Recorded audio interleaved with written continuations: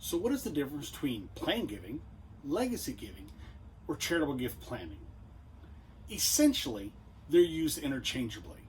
They've been around for a while. Charitable gift planning is the newest version of this terminology, and the oldest is probably legacy giving. I can track that back at least 2 centuries, but the concept, of course, has gone back long before that. Plan giving is the most common, and I would suggest to you that all of them are confusing to a donor and probably shouldn't be in donor-facing messaging.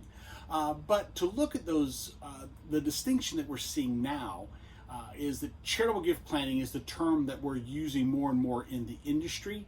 The professional group that relates to people who do what we do, charitable gift planning or plan giving, has changed its name to charitable gift planning. I think it actually stems from some work that Robert Sharp Jr. did to try to change that language, knowing that plan giving really wasn't a well-received word or term, and of course it isn't, right? What donor makes a gift without planning for it? No matter how big the gift is, they're planning on making it, otherwise they wouldn't do it, right? So it makes sense to change from that. But plan giving is still the most common. Now, legacy giving, as I said, has the longest history, but of late it's coming back into use with a distinction. And what we're seeing is people are using the term legacy giving to separate out what the IRS terms as split interest gifts. So trusts, gift annuities, pooled income funds, things that are a little more complex or a little more complicated, and can be, that's true, away from, as plan giving and legacy giving are those other gifts. So primarily, of course, wills, gifts of life insurance, gifts of retirement assets, and other beneficiary type gifts or taught in trust, like making either making an organization remainderment on their checking account or investment account, something like that.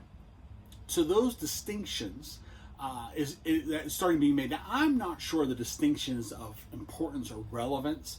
I don't really know. I use the three terms. I use all three terms throughout my work.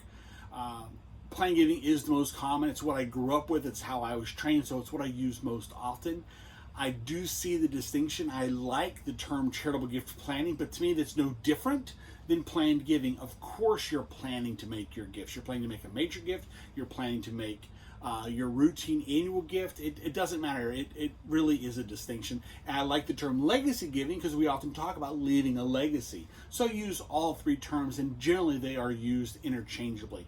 But we are seeing this rise of the use of legacy giving to distinguish non-split interest gifts, if that's a term, and the more complex giving instruments. And I can see value in that as well. But either way, as I said, none of those terms should be, in my opinion, used in donor-facing messaging. We really need to leave that to our internal lexicon, our internal terminology, right? And use terms. We tend to use gifts through will as the most common reference for these types of gifts, regardless of what it is. We start with the gift by will because that's the gateway that we get into, because everyone understands its importance and its value. So hopefully that helps.